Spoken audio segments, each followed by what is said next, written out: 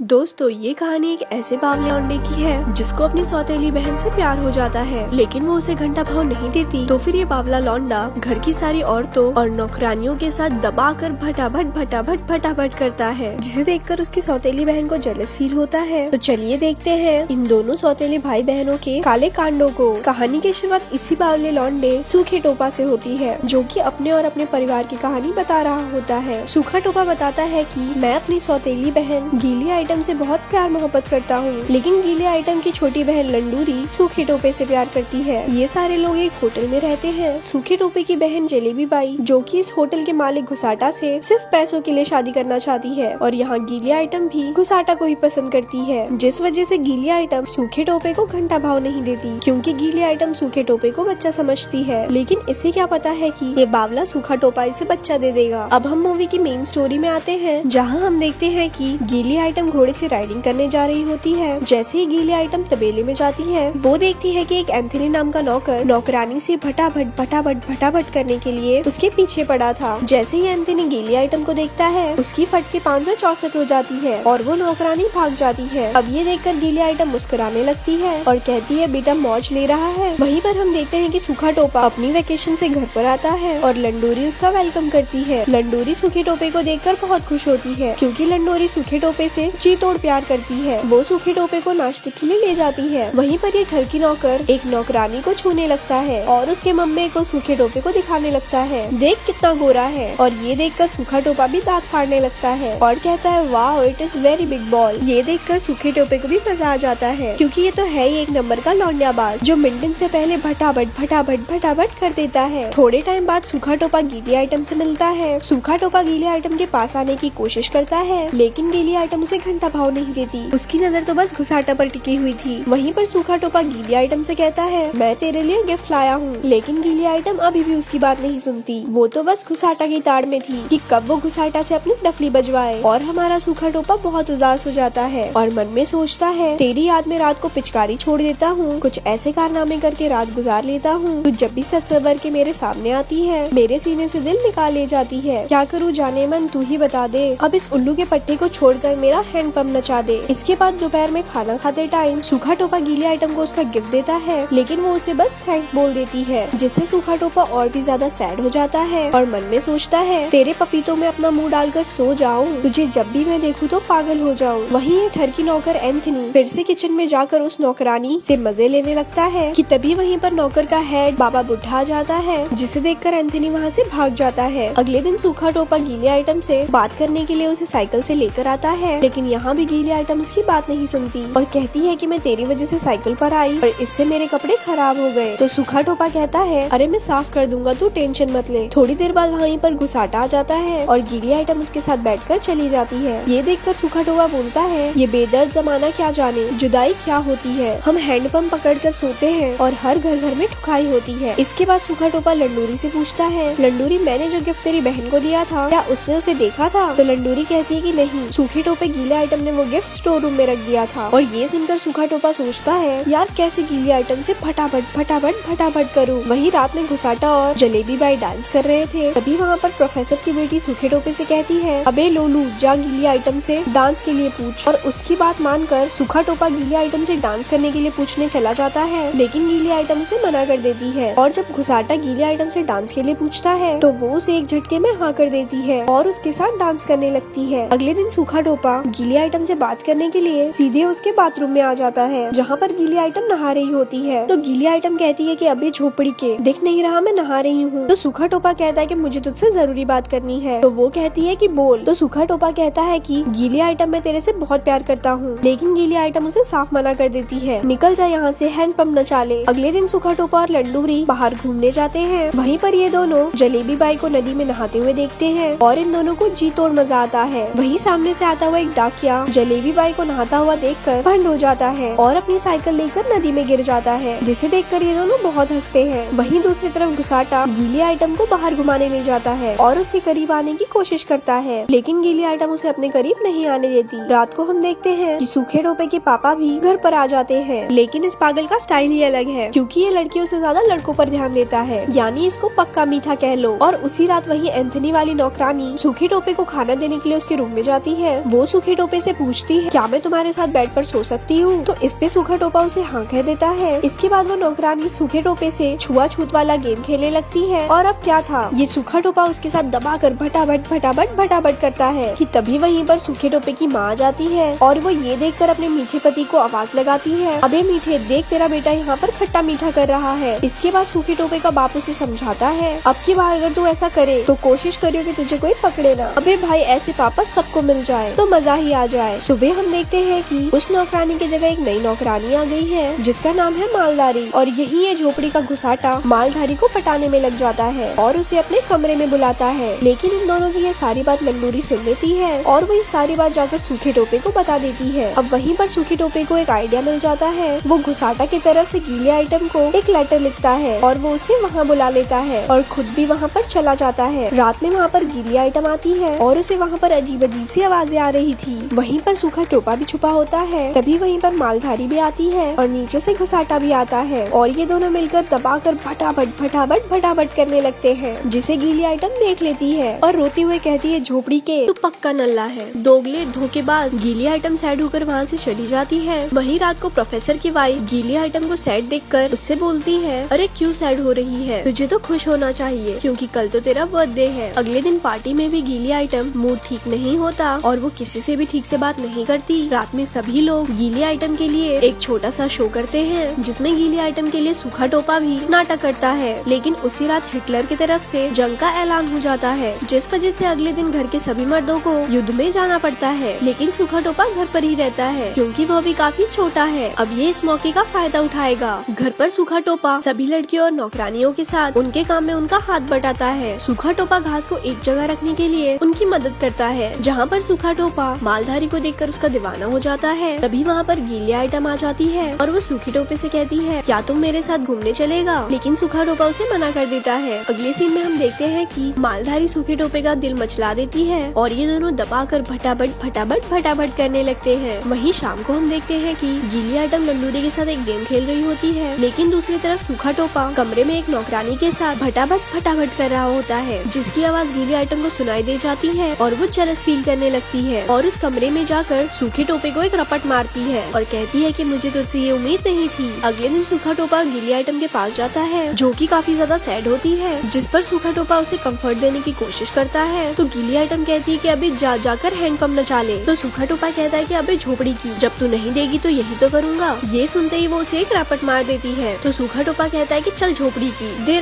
रैप्टे कम बोलियो मेरे सामने, बता रहा हूँ निकल जाए यहाँ से। तभी गीली आइटम फिर से उसे एक रपट मारती है और वो दोनों लड़ने लगते हैं और एक दूसरे के ऊपर गिर जाते हैं और देखते ही देखते ये दोनों भटाभट करने लगते हैं।